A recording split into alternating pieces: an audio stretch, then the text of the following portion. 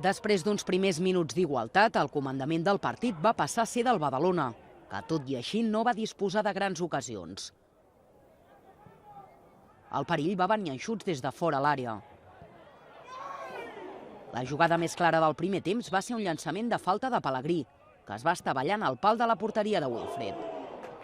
I es va arribar al descans amb el 0-0 inicial. Només començar la segona part, el jugador del Llagostera, Toni Alcover, va veure dues amonestacions i va deixar el seu equip amb inferioritat numèrica. L'escenari era propici pel Badalona, però a mesura que passaven els minuts, els escapolats mostraven una sensació d'incomoditat.